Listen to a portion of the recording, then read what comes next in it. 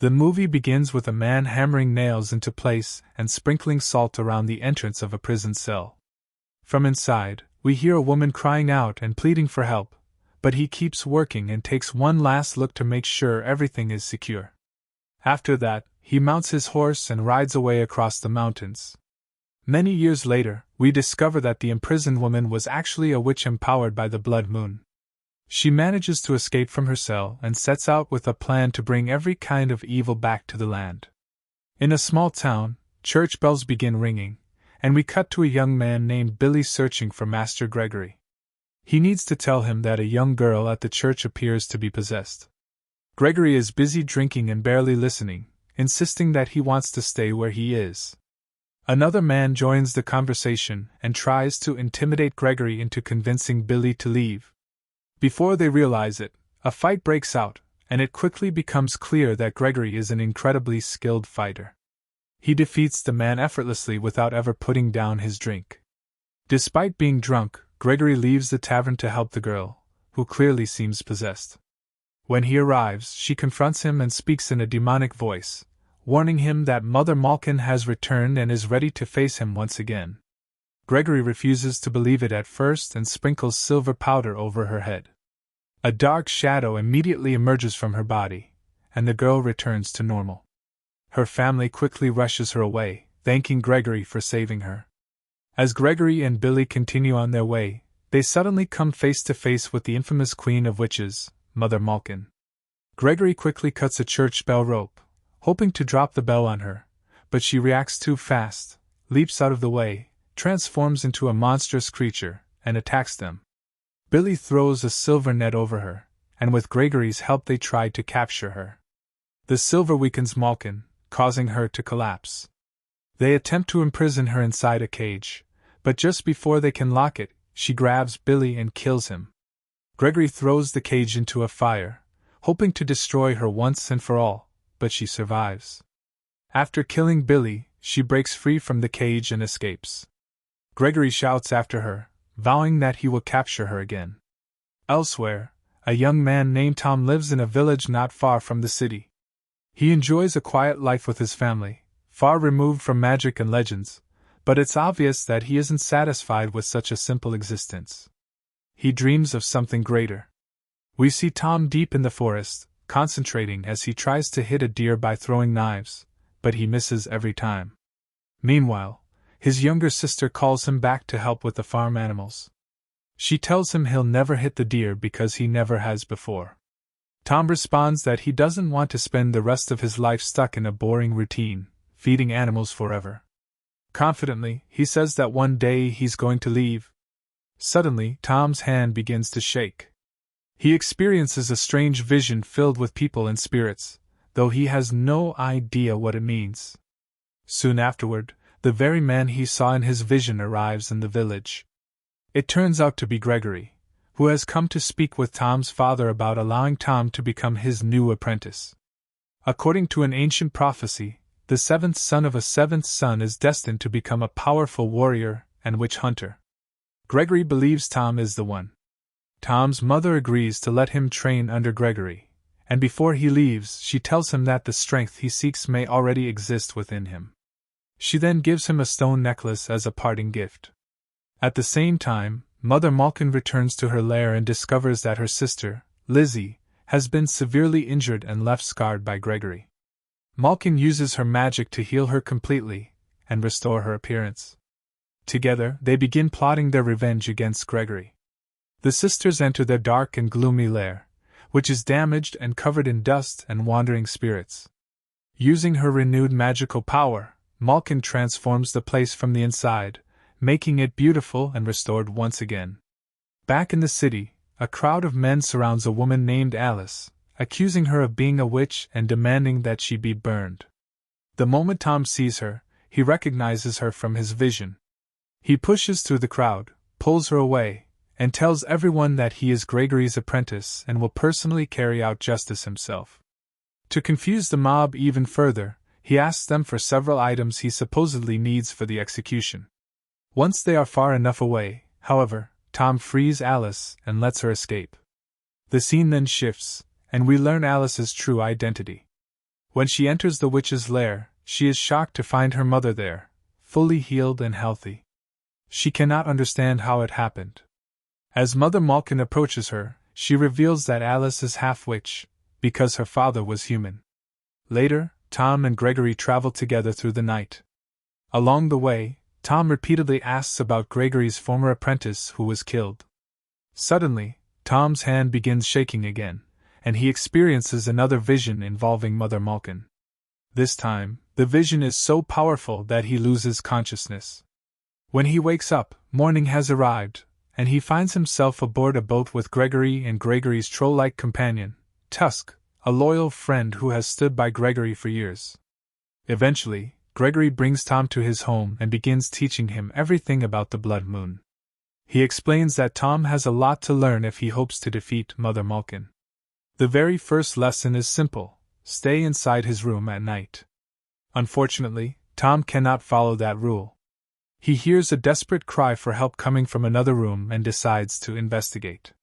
Ignoring Gregory's orders, he follows the sound and discovers a massive suit of armor. When he lifts the helmet, he finds a human skull inside.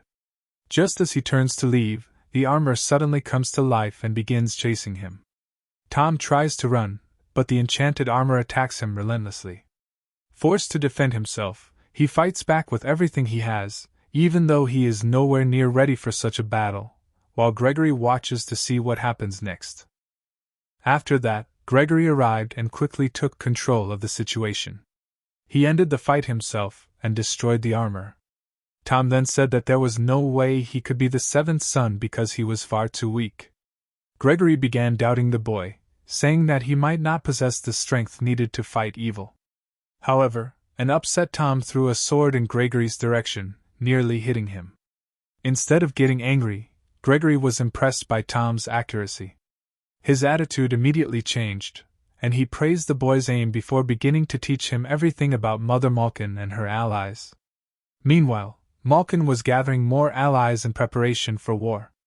At the same time, Alice witnessed everything and tried to warn her mother that Malkin's sister was dangerous. Lizzie reassured Alice, promising that she would never allow any harm to come to her, and that they would remain safe as long as they stayed together. On another day, Tom met Alice by the riverside while she was bathing. At one particular moment, their hands touched, and a bright blue spark appeared between them. Curious, Tom asked her what it meant. Alice explained that when a witch or wizard touches someone for the first time under the moonlight, a blue spark appears between them and the person they are destined to love forever.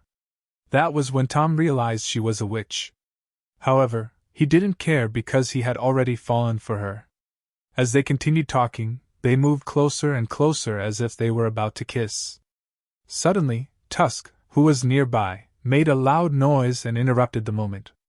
Alice asked Tom about the sound, and he explained that it sounded like a monster having a nightmare.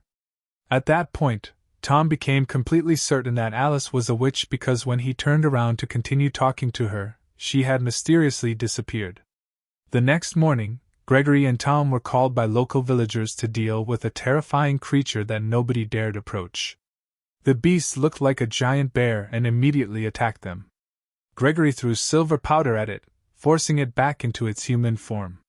With Tom's help, Gregory managed to defeat the creature. Wanting to make sure it would never harm anyone again, Gregory ordered Tom to burn it. Tom hesitated, insisting that he was not like Gregory, and refused to carry out the execution. After Gregory finished off the creature himself, he angrily yelled at Tom, calling him a coward and demanding that he become more useful. Tom stormed off in frustration, while Gregory walked away in a different direction, equally upset. Later, Tom woke up from a brief vision in which he saw Mother Malkin defeating Gregory, dragging him into darkness, and setting the entire city ablaze. After witnessing that terrifying future, Tom decided to return and help Gregory defeat Malkin. The following morning, Tom reunited with Gregory, who finally revealed a painful secret from his past. Gregory confessed that he had once been in love with a witch, Mother Malkin herself. He explained that she had not always been evil, but over time she allowed hatred and the desire for power to consume her. Gregory eventually married another woman. When Malkin discovered this, she could not bear to see him happy and murdered his wife. Gregory admitted that he once had the chance to kill Malkin, but instead chose mercy. Rather than executing her, he captured her and locked her away in a prison cell. He then showed Tom his wife's grave and explained that her death was the reason he had become so harsh. He was afraid of losing another person he cared about. Gregory warned Tom not to repeat the same mistake he had made and insisted that when they finally faced the witch, they must kill her without hesitation. At the same time, Lizzie informed her sister that she had located Gregory and his apprentice, and that they were now close to their lair. Malkin immediately ordered her followers to capture the apprentice. She told them they could do whatever they wanted with Tom, but Gregory had to be brought to her alive. Soon afterward, Lizzie transformed into another form and set out after them. While Gregory, Tom, and Tusk were traveling together, a massive creature suddenly appeared in their path. Gregory identified it as a troll. Tom asked how anyone was supposed to fight something that huge. Gregory's answer was simple. "You don't fight it, you run!" Without wasting another second, he ordered everyone to run. They sprinted away while the troll chased them relentlessly. Eventually, they reached the entrance of a narrow cave. Tusk tried to stand his ground and fight the monster, but he was easily overpowered. Gregory and Tom managed to make it through to the other side of the cave, where they found themselves standing on a cliff overlooking a river. Below them, a fisherman was sitting in a small boat. To escape the troll, they jumped into the river and landed on the boat. Once aboard, Gregory assured Tom that everything would be fine because trolls hated water. Before he could finish speaking, however, the troll suddenly leaped toward them, trying to grab them. It successfully caught Tom and dragged him into the water. Both of them plunged beneath the surface. Fortunately, Tom eventually managed to break free and save himself. Tom eventually killed the monster by driving his sword straight into its head, but the two of them were swept over a waterfall together. Fortunately, Tom survived the fall. While he was resting after the battle, Lizzie found him and tried to kill him. However, when she brought her sword close to his chest and touched the necklace his mother had given him, the amulet reacted and blocked the witch's attack. Lizzie then told him that the necklace had once belonged to her queen before flying away. Tom later climbed back up the mountain and found Gregory sitting by a campfire, preparing food and waiting for him. Gregory praised him for defeating a creature that was believed to be impossible to kill. Curious and concerned, Tom asked about the stone hanging around his neck and what it meant. Gregory seemed startled at first but also relieved. He explained that the stone had once belonged to Mother Malkin and was the source of her immense power. If it ever returned to her, no one would be able to stand against her. Tom then explained that his mother had given him the necklace before he left home to train with Gregory. Gregory revealed that the reason he had defeated Malkin in the past was because another witch had managed to remove the stone from her neck. At that moment, Tom realized that the witch Gregory was talking about had been his mother. He also understood why the necklace had protected him from Lizzie and began to suspect that he might be half-witch himself. Gregory admitted that it was unusual, considering that the apprentice training to hunt witches was actually a witch as well. He added that this also explained Tom's mysterious visions. Meanwhile, Alice begged Mother Malkin to leave Tom alone because he was a good person and nothing like his mentor. Malkin, however, ordered Alice to retrieve the stone from Tom. She promised that if Alice succeeded, Tom would be spared. Afterward, Malkin and her allies marched into the city to unleash their fury. They transformed into monstrous forms and began attacking innocent people, declaring that the city had become hell itself. Chaos quickly spread as they destroyed everything in their path. Lizzie and the other followers joined the attack, killing many civilians. At the same time, Tom's mother was in the city. She hid her younger daughter somewhere safe before rushing out to help contain the destruction. Using her magical abilities, she managed to kill one of Malkin's followers. Unfortunately, Malkin noticed her and immediately went after her. When she realized that this was the same witch who had stolen the stone years ago, she attacked without hesitation. Tom's mother fought back, but she was easily defeated. Malkin mocked her, saying she had been foolish to give away the one thing that could have protected her. She then killed her and vowed to kill her son as well, since he was now wearing her necklace. At the same time, Gregory and Tom were approaching the witch's location when they met up with Tusk. He warned Gregory that something felt wrong in the forest. Gregory then told Tom to stay where he was while he and Tusk went to investigate. In reality, it was part of a plan because they knew Malkin would never stop trying to reclaim the necklace. A short time later, Alice came to see Tom. Her intention was to take the necklace in order to protect him because she genuinely cared about him. Before she could do so, Gregory and Tusk returned. The moment Gregory saw Alice, he threw a weapon at her, pinning it into a nearby tree. Tom immediately defended her, freed her, and allowed her to escape. Gregory then explained that Alice had been wearing his mother's necklace and that she could not be trusted. Hurt and confused, Tom stormed off after her. Instead of finding Alice, however, he ran into Malkin's followers. At the same time, Gregory and Tusk became locked in a fierce battle with them. Tom found himself in danger, and Gregory tried to save him but failed and was knocked down. Soon afterward, Gregory was captured and taken away. Once everyone had left, Tom was seen lying on the ground, still alive. There, he experienced a vision of his mother being murdered by Mother Malkin. Moments later, his mother's spirit appeared before him and urged him to get up and find the strength within himself to defeat Malkin.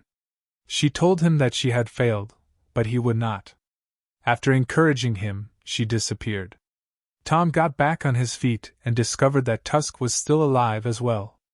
Together, they set out to rescue Gregory and recover the necklace. Meanwhile, Mother Malkin gathered all of her followers beneath the blood moon. Her goal was to bring an end to the age of witch hunting by either killing Gregory or corrupting him with darkness using the power of the necklace that had finally returned to her possession. She nearly succeeded, but Alice suddenly snatched the necklace from her and ran away with it. Since everyone believed Tom was dead, Malkin's power weakened dramatically once the necklace was gone. Gregory regained consciousness and, realizing her plan was falling apart, launched an attack. Malkin hurled him against a rock, transformed into a monstrous creature, and flew toward them. At that moment, Alice's mother transformed as well and attacked Malkin, giving her daughter a chance to escape. Meanwhile, one of Malkin's followers transformed into a dragon to fight Gregory. Gregory cleverly provoked him, accusing him of lacking the courage to fight in his human form with honor. The wizard took the bait, transformed back into a human, and was immediately defeated. Gregory finally killed him with his sword. At the same time, Tom discovered his necklace beneath a stone pillar. As soon as he put it back on, his strength returned. Empowered once again, he was able to defeat the rest of Malkin's followers. Malkin, meanwhile, killed her own sister and accused her of betrayal, just as she had done years earlier with the other witch. She then retreated to her lair. Gregory decided that the time had finally come to confront her once and for all. He told Tom that he would face her alone. When Gregory entered the lair, Malkin asked whether he had truly loved her. Gregory admitted that he once had, but those feelings were long gone. He said he no longer loved her, yet he no longer hated her either. He drew a dagger and attempted to stab her, but hesitated for a brief moment. Malkin seized the opportunity and attacked him. Fortunately, Tom had secretly entered the lair as well. He threw a dagger that struck the witch and left her mortally wounded. Without wasting any time, Gregory and Tom threw her into the fire, finally ending her reign forever. After the battle, Gregory presented Tom with the official medallion and declared him the new spook, the new hunter of witches and dark creatures. In the final scenes, Tom prepares to leave and begin his own journey. Alice meets him one last time and talks with him about his decision to become a witch hunter. She tells him to follow the path he believes is right because she understands exactly how he feels about her. Then she disappears, promising that they will meet again someday. Before Tom leaves, Gregory tells him that this place is now his home and that he is always welcome there. He leaves Tusk behind to help him. The movie ends with Tom and Tusk hearing the church bells ringing, calling upon the new hunter of witches and monsters to answer the next challenge.